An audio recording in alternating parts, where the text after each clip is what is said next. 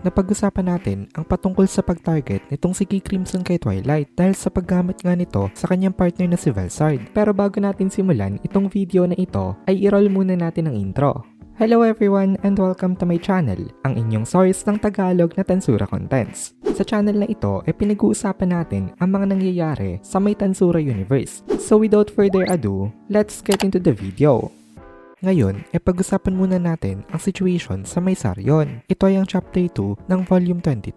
Umalis itong sila Kagali at Tyr dito dahil sabi nitong dalawang ito hahabulin daw nila itong si Jahil. Kaya natira dito itong si Benimaru. Kasama niya ngayon itong sila Elmesha. Hindi naging maganda ang pakiramdam nitong si Kagali dahil sa ginawang pagligtas nitong sila Plus sa kanila. Kasi itong sila Plus nga itong asawa nitong si Sylvia at tatay nitong si Elmesha. Kaya hindi rin sila napakali na manatili nga dito sa may Saryon. Isa rin yun sa mga factor kung bakit kinailangan nilang umalis ng Saryon. Galit na galit itong si Kagali kay Jahil, kaya hindi na rin sila pinigilan na umalis nitong sila Elmesha. As for the remaining people naman dito, nagpapahinga lang sila for now kasi kailangan nila ng lakas para sa mga susunod pang laban. Hindi naman kasi localized lang ang gera. Buong mundo itong gera na ito. Ito ay isang all-out war, kaya kailangan nila makarecover as soon as possible dahil baka kailanganin naman sila sa iba pa mga area o kaya naman baka meron uling sumugod dito sa kanilang current location. Lahat ng nandito na malalakas halos pagod talaga sa mga nangyaring battle. Ang medyo may natitira lang na lakas dito itong enemy commander na si Zelario. Pero again hindi naman kalaban itong si Zelario ngayon kasi may kasunduan nga sila nitong si Rimuru. So pahinga nga muna sila. Naghanda ng pagkain itong mga alagad nitong si Elmesha. Dinistribute ito ng mga soldiers sa iba't ibang mga locations. Madali nila itong na-distribute kasi napaghandaan na nila ito in the past. Sabi nitong si Elmesha sa mga nandito, sana daw ay magustuhan nitong mga ito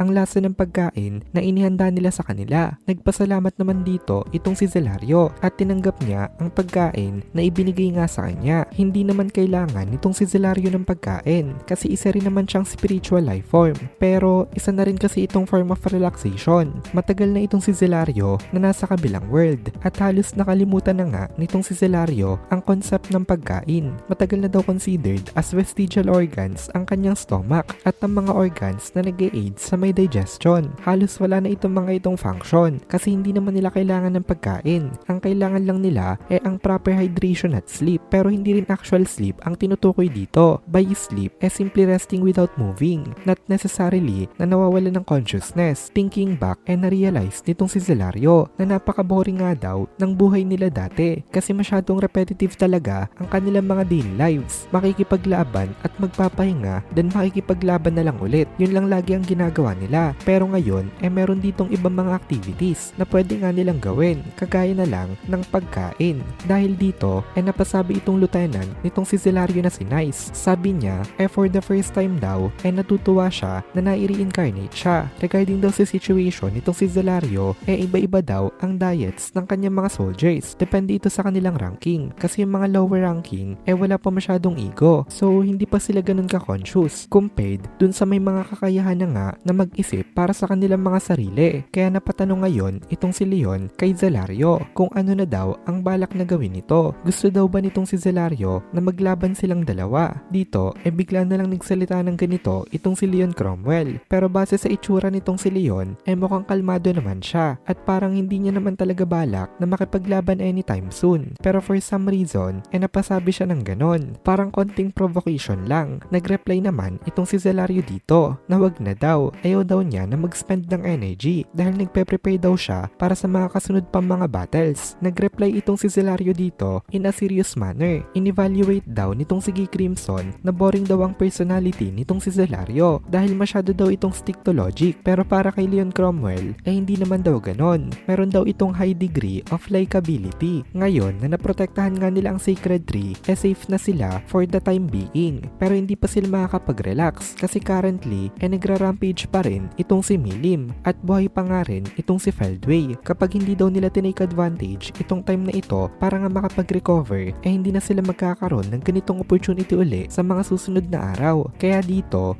tumanguna lang itong si Leon Cromwell at sabi niya sige daw. Habang nagpapahinga itong mga nandito bigla sila nakarinig ng isang bad news kasi napakinggan rin nila ang Doomsday Declaration nitong si Ruminas dahil buong mundo nga ay na-broadcast ito. Dito sa branch ng Divine Tree ay nag-gather itong mga dignitaries. Andito itong si Leon, itong si Zelario at ang dalawang adjutants niya na sila Nice at Darius. Kasama nila ngayon itong sila Elmesha at nagsimula na nga ang kanilang emergency meeting. Nagtanong itong si Elmesha kung ano nga ang gagawin nila patungkol sa kanilang current situation. Dito kasi sila naging aware na buong mundo ay in trouble at hindi lang pala local ang problema nila ngayon. Lahat ay threatened dahil sa evil dragon na si Ivaraj. Nabalitaan rin nila dito ang pagkawala nitong si Rimuru at ang once again ay pagbalik nitong si Milim sa pag-target sa may sacred tree. Isa itong major problem para sa kanila. Hindi lang yon, mahirap na rin ngayon ang communication kasi parang nagkakaputol-putol ang kanilang mga network. Hindi na sila basta-basta na nakakapag-communicate gamit ang telepathy. Dito, ramdam